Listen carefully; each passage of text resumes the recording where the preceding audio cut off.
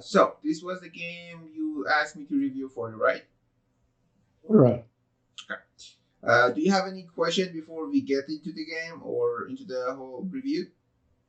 Any No, specific not point really. It's you're not. looking to learn or anything like you need me to focus on?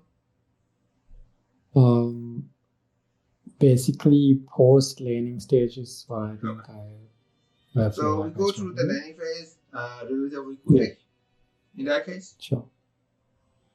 Yeah, sure. We will go through It's it for sure. time. Like I missed last hits and stuff as well. So it's not that my laning stage is great, but like I feel like I know what to do, but I'm trying. I mess it up a bit. Okay. It's in the Your starting item are fine as long as you know your support is willing to share tango. this one. Yeah. Oh, I was gonna buy the tango as soon as I get the bounty and ship it out, which is what I was planning to do.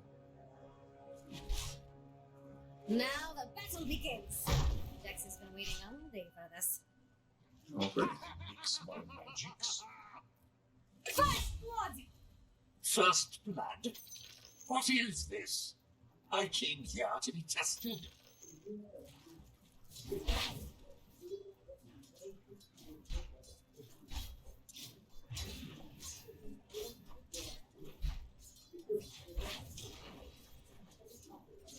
How do you feel about shipping that creep? Was it good? Was it bad? I feel like I wasn't sure. I was just trying it out. I was like, okay, mess him up a bit and try to get my last hit, but didn't work out well. The thing is, with shield like that, yes, you preventing enemy from CSing to a good extent, but it Yeah. will push the lane out, okay? Because it's when it blow up, it's gonna hit the creeps and it's gonna push the lane. So you need to keep that in mind. Also, every time you're not shielding yourself and you're shielding other things, you kind of missing the HP you can have. So like if you shield yourself and like you fight the enemy a bit, enemy has either hit you and like the shield gonna absorb the damage and it's gonna blow in their face, or they have to ignore you and like tank off the damage you're dealing to them, which both cases is bad for them, right? So because of that, it's better to use the shield on yourself or your teammates, your support in the lane, as much as possible. Earthshaker first. Yeah, I missed the last hit there as well, so it was pretty bad overall.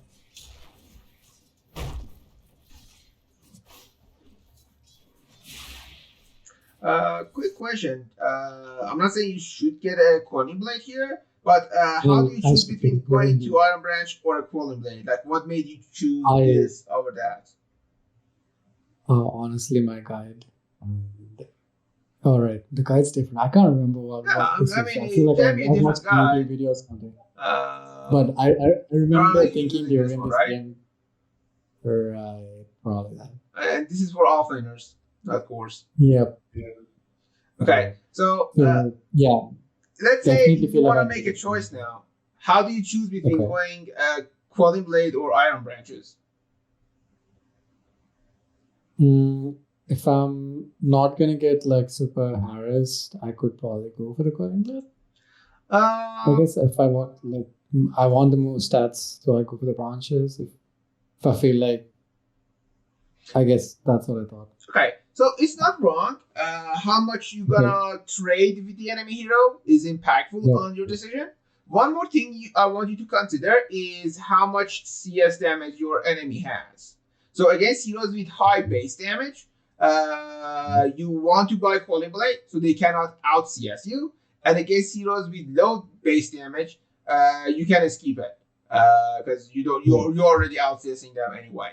That's good. So you can like in the draft phase, you just click on the shaker and see how much base damage his hero has, and then decide based on that what to do. So like this guy currently losing damage because this guy is casting this spell on him.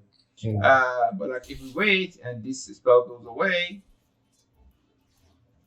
so like his damage is 59 plus 8 from this, so it will be around 60 something.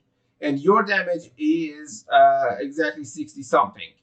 You see, so like your damage, both of you guys' damage are quite close, but But if you had the Quelling Blade, it would be obviously more damage. Let's also consider this guy has enchanted totem that he's gonna use time to time for dealing double damage. Overall, against the Shaker as a Abaddon, since your hero is universal, I'm fine. Go for Iron Branches because you trade a lot because he's a melee hero, and also your damage is already naturally high enough that like you're not gonna run into any issue. But against heroes that have more damage than Shaker, or heroes that like how do I word this? A ranged hero, for example, who's gonna like harass you a lot and you're not gonna hit him back. A Quelling Blade would be slightly better, as it allows you to like just out CS them. Come again? If it's like a Viper or something, I guess, because I'm just remembering. Yeah, for example, a Viper would be like a Viper can work as well. Like, I'm thinking Morta, Necrophos, those kind of heroes. But yeah, Viper too. Right. I've never had a Necro or Morta offlane in these Crusader games that I've played. Like ever. Someday you would have it. Yeah, someday, I guess, yeah. So if I'm going Quelling Blade, do I start with it, I think, or do you get it later? The Quelling Blade, you asking? Yeah, if I'm deciding to go for Quelling Blade, yeah, you can start with the Quelling Blade. Okay. Yeah, got it.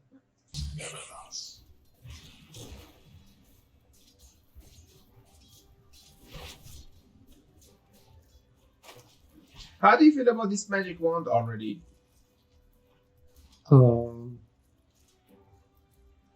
It's not that value because A is just using his third and I don't get charges for that. So yeah, so like instead of like removing these 2 Iron Branches, you can get like a stick, 5 or 4 Iron Branches, and a Quelling Blade. And then once you get your Tango, you will eat your Iron Branches every time. Okay. And that would like use the extra Iron Branches, and then you would have a recipe of the wand later on. Like the way you're going for this item, it's like you're against a Bristleback or a Tide Hunter, or if you're offlane, if you're against like a Phantom Assassin. These like super spammy hero make you go for a full magic wand level 1. Other than that, it's better to just get a stick. And only upgrade once you really need the extra slot. Should I help a little bit? Yeah, it's slightly faster, but overall you're doing fine. Is no guarantee of a no deny. So, I saw you go directly for this whole Orb of Trojan. Why is that? You just blindly following the guide, or is it something else? Honestly, yeah. So I've been off the game for like a few years, so I've been sticking to like guides because I feel like I'm not very familiar with what starting items are good. Like blood grenades, verifiers, and things are all new to me, so I'm just like sticking to whatever guide, I guess. Okay. That's a correct mentality. But once you play your hero enough time, you need to start thinking about, okay, what game this item is actually good for, and what game I can skip it, and like try other items. So like now read what this item does, and tell me what are the games that this item is good for, and what are the games that this is not as useful. What do you think? Oh, yeah. It reduces the lifesteal and stuff, I guess. I mean, it's good like against the lifesteal and stuff pretty much, almost. Good armor against like right-click carries. So heroes that survive against you with regen, it can be something like a Timbersaw with his passive. It can be something like heroes with lifesteal, like a lifestealer or Race King. It can be heroes like Race King, like Huskar, heroes that have passive for it. Heroes like Morphling that use Shift to get regen. These kind of heroes you can counter by getting this Orb of Corrosion. Go ahead. That's really good to know. Like I just built this, and like now that you say that, like I get it now. Like that's really good to know. Yeah. One more thing to consider is that this Orb of Venom part, you cannot just get the Orb of Venom and not upgrade it to the Corrosion if you need it. What Orb of Venom does is it tells me that you're gonna hit the enemy and enemy gonna run away. Try to run away at least instead of man up and fight back. You see? So Venom Orb allows you to hit the guy that is running away to hit him more often. You slow him down so you can hit him more when he's trying to run away. That's what Orb of Venom does actively. So anytime you're strong and like you hit the guy and he has to run away from you, that's when you go Orb of Venom. Also, when you go Orb of Venom, you usually want to get the boot and usually a phase boot as fast as possible as well, because it allows you to chase better. But there are times that like you hit the guy and the guy just man up and hit you back. You know what I mean? Like, okay, you hit me, I hit you back. He doesn't care. He doesn't want to run away. Or it's like he's hitting you and you never can hit him because like the guy is like super long range. Let's say it's a Morta in your game, like he just has super long range. You just cannot go on top of him at the first place. So what's the point of a Venom Orb if you cannot even hit him for the first time? So in those type of situations, you go Venom Orb, and in other cases that you cannot hit, you don't. You skip the item. So that's something to consider as well. I actually thought it's just for the attack speed to get more stacks off my third on while in lane. Yeah, I mean it helps, but like some people they just man up to you, right? Like let's say it's a life extender, for example. Like you hit him, he hit you back. Like life extender has 2 passive. He doesn't care if you silence him, right? This is a new item to me, and like it's really good to like hear this stuff. Like I had no idea about it. I'm not like reading the description didn't really help me. Yeah, so you need to like think about like what item does instead of just what it gives you. Yeah. Right. Ooh, holy shit! What are you doing? Okay. That was a suicide. I had 13 stuff. I was like, I had 13 charge and the Lotus. I was like, I'll just. Okay. Quick thing: if there is so much creeps here, you're not allowed to trade. Like it's just infinitely more worse. Like each of these creeps has 20 damage, so like 5 of them is 100 damage per right click. That's per second. So like, imagine a spell that deals 500 damage per second to you. How bad it is, you know? That's like this guy has that spell for free. No mana, no nothing. It's a passive for him. Like, don't challenge him on that. Just casually go back. Since your support is pulling, and like he could not pull, and the lane will be fine. But like since he's pulling, it's okay. Just go under tower and get to this wave. Like just drag the wave completely outside. One alternative option you have is that since this moment that this range creep dies right now, try to make sure creeps are seeing you and go this way. Go this way to this camp. Drag the wave there. Okay, cool. Yeah. So like going this way creates the equilibrium here, and then if Shaker comes all the way here, then you can fight him. Because first of all, you have a Venom Orb, he cannot escape from you. And like if you mana up, there is enough creeps around you that are gonna fight back for you. So it's gonna be fine. Right. I've never pulled it from there to the safe, like in that pathing. So yeah, that's something. Going that way requires enemy not to be able to stop you. Because like if they stun you or something, and then you tanking all the creeps, you gonna take so much damage. So it's a risky move. Usually good if your hero is fast and they don't have good stuns, as AA doesn't have any proper stun, and like this guy doesn't have mana to cast his. So in that moment you could do this.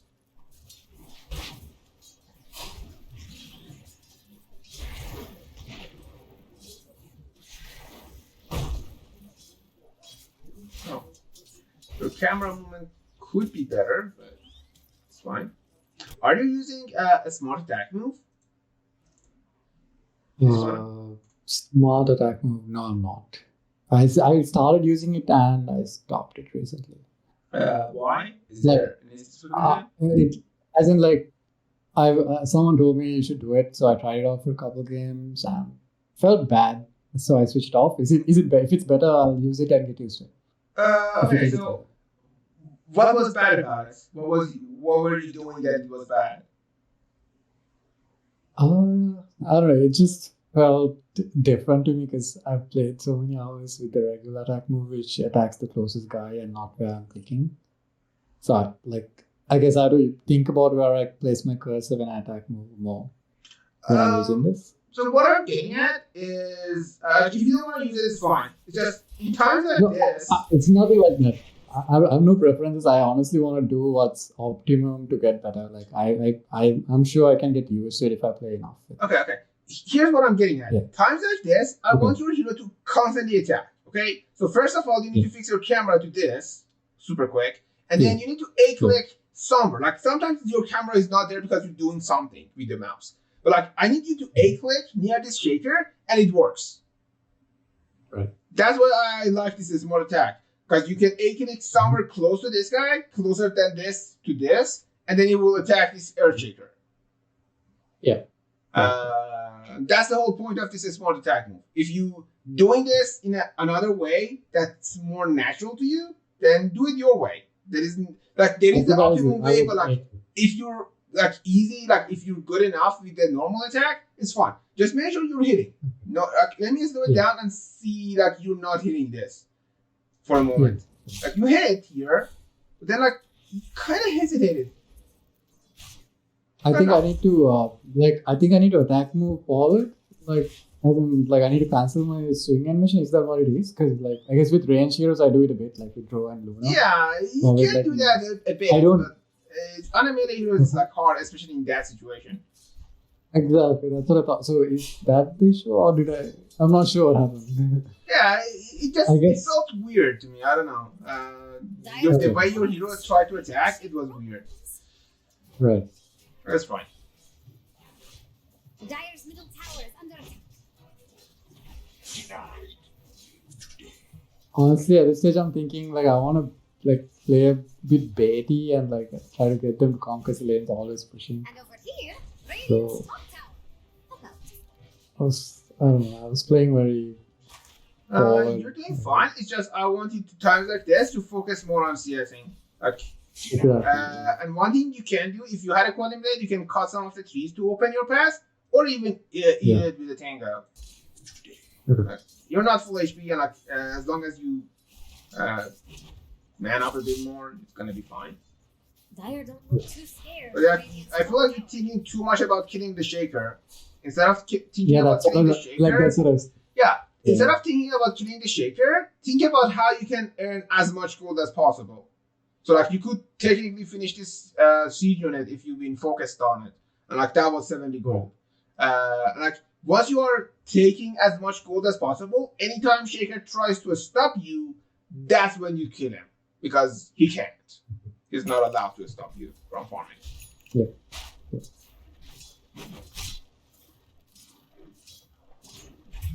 So like this guy, see that deny? He's not supposed to be doing this. Look at this. You have 4 creeps, he has 2. That means you can be aggressive. Like anytime you have more creeps than enemy, that's like a sign of being aggressive on them. There are exceptions. There are heroes that they become more powerful when you have more creeps, such as Axe, for example. Like if there is too many creeps hitting the Axe, he's gonna become like he's just spin like crazy. Like it's gonna be powerful for him. But like a shaker doesn't like creeps in his face, so just walk into him and hit him. Zone him right now. If you fight back, he's gonna aggro the creeps, and it's gonna be bad for him. Not this time. So like you just missed 2 CS, for nothing. And here's a fortification from Radiant. To Radiant. CS is pretty bad. Is there any like custom game or something you could practice? It's if you're a core player, just every day before you go into the game, do this practice thingy in here. That's it. Just do it once with the hero you want to play, and it's gonna help over the time. Like do you do it with items, or how does it work? Come again? Do you do it with items? No. It gives you 2 fairy fire, and you just do it. All right. Okay. Illusion.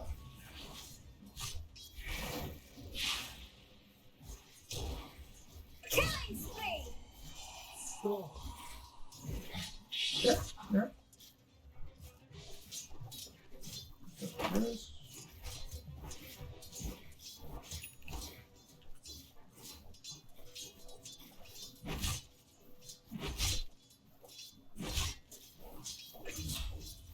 Is Dire going to get that middle tower full?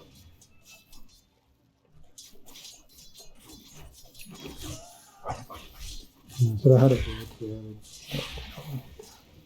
Dyer's middle tower is Alright. heavy. Yep. Make sure you put down your stat items, anything that gives you extra HP, before using this magic stick, and even put the magic stick down before using the lotuses. You get back to full HP. You can also eat one of the item branches right now. Yeah, you could have eaten one of the item branches for sure. Right. I should start backpacking items. That's something I don't do at all. Also, using a magic wand here is actually really good because it's full charges, and if you use it, you're gonna get full value out of it, right? And anytime an enemy casts more spells, you're gonna get more charges, technically. So, no reason not to.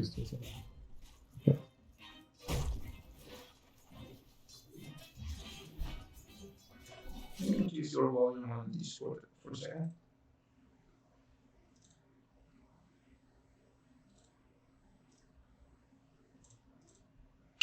You thought I missed. Maybe sort of up here.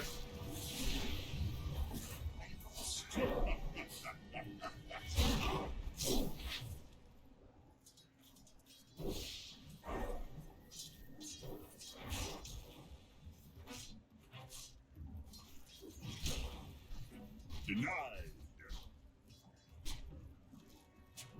I was meant to have this. Nothing good happening to Radiant. Any reason you're not buying the boots? Did you just forget? What happened? Honestly, I have no answer for you. I'm looking at it myself, and I'm like, what was I doing? Yeah, I should have bought boots. That's my bad. Okay, so I'm not sure how often this I happens in feel your like- games, but No, I feel like I was just sitting in lane and like no one can kill me, so I'm just gonna get this radiance. That's what I was thinking, I guess. it's fine if you don't want to it's a bad upgrade, decision. but in this game, I would say it's like a very good upgrade to have. And also, if you want to rush Radiance, again, it's fine, rush Radiance, but finish your phase boot first. It's a better item. You need it. The one you can escape is this Orb of Corrosion. If you want the very fast Radiance, you can get the phase boot into almost direct Radiance. Maybe one raindrop in between just for mana's sake. But yeah. One more thing that I don't see as much in your game is that you interact a lot with enemy heroes, but you don't farm jungle camps at all at this stage. That's something your hero can do. So here's the thing. In the first 7 minutes of the game, getting XP is way more important than gold. Okay? Because we prefer to be, let's say, level 6 when enemies like level 4 with the same gold compared to both of us level 6, but we have like extra 300 or 500 gold. You see, like the XP is like way more important at that stage. But once we reach to the point that our hero is capable of jungling to some extent, it's better to, and like you reach to your level 6, your key XP that like, okay, I have my ulti now, I'm powerful now. Now gold become more important. Once the gold become more important, interacting with enemy heroes, like hitting them, harassing them, it doesn't give you gold. So what you want to do when you need XP, you want to keep the lane here, zone the enemy, just deny and kill all the creeps for yourself. Once you get to the farm mode, you want to shove the lane into enemy tower and farm everything behind it, and then get the enemy creeps back in here.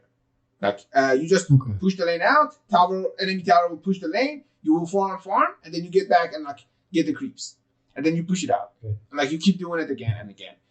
Ideally, you want to farm like these 2, or in some cases these 4 camps, or sometimes these 2 camps if you're the one losing the lane, and just get any creeps you can in the lane and maximize your farm. Minimize the So interaction. what I knew was just to push the lane like after 5 minutes. So that's what I think I'm focused on right now. I'm like, oh, I need to push this wave now. But okay, I should farm the neutral camps now. Yeah, so like That's after awesome. these 3 creeps, like this is as far as you can farm. Now from I should now say on, gold, you're not earning any gold. Like if you look at the clock from this point till like the next time you get any CS, you're not getting any gold here. Like maybe you get a 1 CS on the tower, but even then it's like risky and it's not usually worth it until now. So like that time, that's 15 seconds, you could farm like 2 of these creeps. You don't even have to farm the whole camp. Just kill 2 of the creeps and then get back to the lane.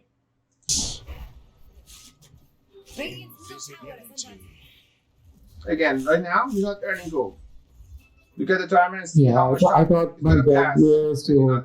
I thought my job is to pressure his tower. You can pressure tower, but you can do it when you have a siege unit, and when you have like enough more items. You know, creeps alone doesn't really push. Okay, so what I was doing there is bad. It's just not efficient. Yeah, exactly.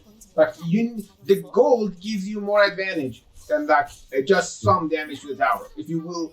If let's say if the shaker is not here, like if you're alone in the lane, and like let's say enemy and your teammates are fighting on mid or somewhere else, then yes, it's better to pressure the tower and prioritize like taking map advantage instead of just going for some farm. But as long as there is a shaker defending this tower, you're not gonna deal any significant damage there. Okay. And because of that, it's not worth it anymore. Better to like just prioritize your farm. Okay, we did buy the boot, just did it late. It's probably because you didn't queue up your item properly on time. So focus on like doing that correctly. Yeah. Okay. Same issue as Deja Vu, we just died in tower 4 times in a row to finally get a kill because the guy doesn't have any support. Yeah. Is that worth it? Is that not worth it? Do you think it's better to have cleared these camps? Okay. I thought since the algo dropped, like I felt like, oh, I should just do it. Here's the thing. If you dive in this Earthshaker, right now, let's say this moment, what if Invoker, Ancient Apparition, and Drowner, they all TP back here? What would you do? Yeah. Like, if you know for a fact they cannot do that because it's either they dead or whatever reason, you know they just TP top or something. If you know he cannot get any help, sure, do this. But you are getting this kill because enemy team is bad, not because you are good. Right. You see that? And like, aesthetically speaking, I'm trying to teach you to do the right thing. If you constantly farm this camp and get enough gold, you're gonna take this tower and you're gonna kill this guy on the tower without problem once you have enough item. I get what you mean. If it was a competent player, I wouldn't be able to do this shit. Yeah. So I'll mess it up. Exactly. Even right now, this guy probably could have done something. Like maybe he could put this boot into intelligence, cast the spells, and escape. But he's not that good. So just gonna be killed. And it's not coming for free. Like you're spending your ulti, you're half HP right now because of it. It wasn't like a coming for free, but yeah.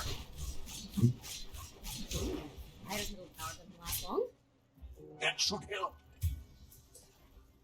Oh, you changed your item. So what happened? Why you decided not to go Radiance? I wish I could remember. I'm trying to think about it. You did go for the Echo Saber. Yeah, I decided to go with this build, like because of the guide. I was like, okay. The guide is this. Oh, so you're just following the guide completely. Okay. Money changes.